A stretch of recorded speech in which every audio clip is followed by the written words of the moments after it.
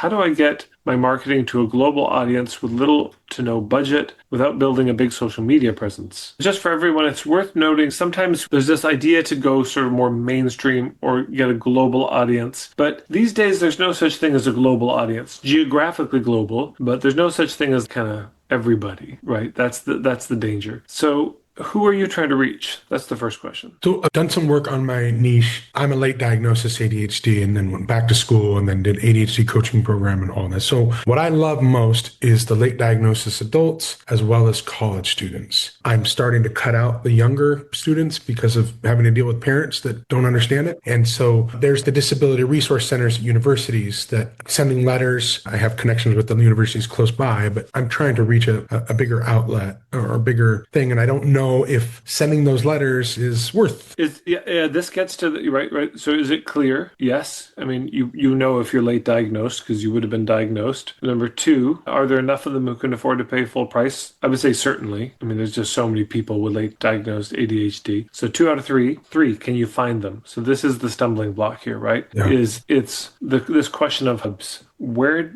would you find late diagnosed ADHD? Yeah, so that's going to be the work. I mean, so there's no, how do you do? So first of all, nobody needs social media. Let's just be clear about that. It's not required. In fact, if you go to my YouTube, scroll down, I think I've got a playlist called Marketing Without Social Media. The thing generally I recommend for service providers as the best strategy is doing signature workshops, but you might want to check out the work. And in fact, for all of you, I'd recommend checking out her work. Laura Eastburn, LauraEastburn.com. She does meta ads and she's fantastic. She's really good at what she does. And I think for you, Andy, this might be the thing, is a series of building an email list basically and saying, hey, are you late diagnosed ADHD? And anything else you can say to hone it, whether that's demographics like men or within certain industries could help. Part of my concern with this is that there are so many ADHD coaches out there. There's lots and lots. And so I'm going to want to very quickly know, okay, what sets you apart? Because if you imagine the vignette, and most of you, this would probably be relevant for, right? Your ideal clients are on island A. One day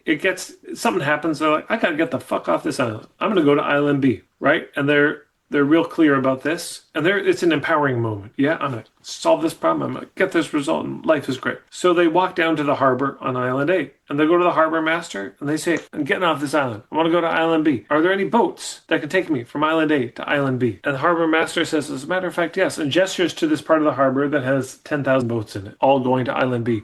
And you can feel the crushing overwhelm of this, of, oh shit, now which boat do I pick? So that's the thing I would put to you is how are they going to know you're the one? There's a number of things it could be. One is you're like, oh yeah, I take people to island B, but not everybody. I focus on men. I focus on people in this age range. I focus on people within this industry, late diagnosed within this industry. I focus on people of these psychographics like we went over earlier. I like to work with, it could be, I work with queer ADHD. I work with Christian. I work like this. So there may be a way that the who could be focused, or it might be like, I have a very different take on ADHD. That's the unique thing. So when you're looking at honing it, and you can think about the who, what, where, when, why, and how of it. Is there something unique about who I'm helping? Is there something unique about what I'm offering that nobody else is offering, or very few? Is there something unique about how I do it? Is there something unique about where I do it? If it's global, no. When I do it, probably not. Why I do it, there might be a cause that it's about that would be resonant, compelling for people.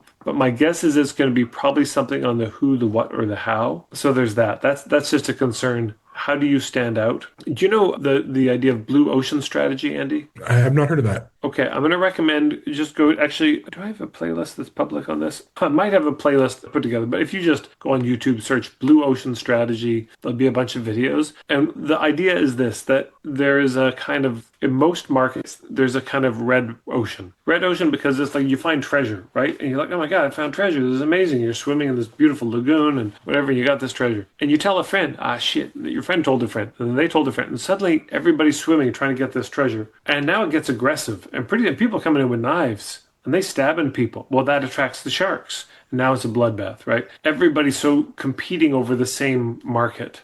And so at a certain point, it gets overcrowded, oversaturated, and you've got to find a blue ocean.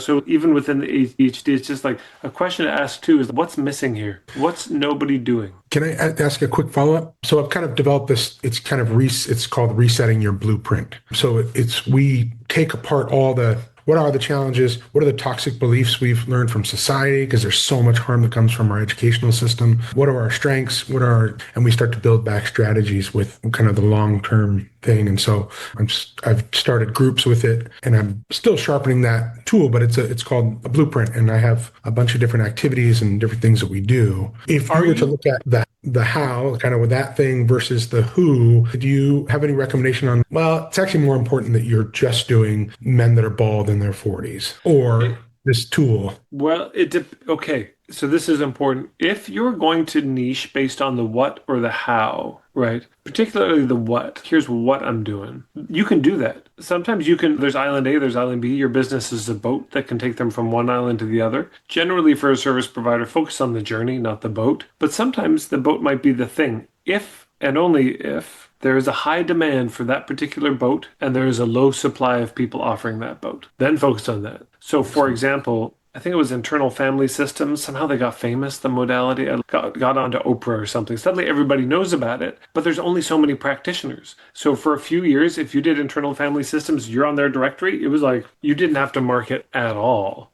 You just got lucky. So if you find that, well, nobody's doing it, great. Something else you could consider is sometimes I could imagine, I just was reading this book on the Enneagram, and it could be like ADHD coaching mixed with the Enneagram, or mixed with astrology, or mixed with theology, or mixed with Myers-Briggs or something, mixed with StrengthsFinder, or mixed with we're going to do personality typing plus ADHD, and it's going to create magic for you. That could be a way to do it, because then you're taking known things and combining them. We're going to solve this problem also with this approach that normally you wouldn't think of it going with this, and that might be the unique, compelling thing. Oh, none of the other ADHD coaches use the Enneagram. Interesting. I'm going to do that. And yeah, so those are some thoughts. Thank you so much. I appreciate your time and your generosity. Bless you, man. Thanks for coming.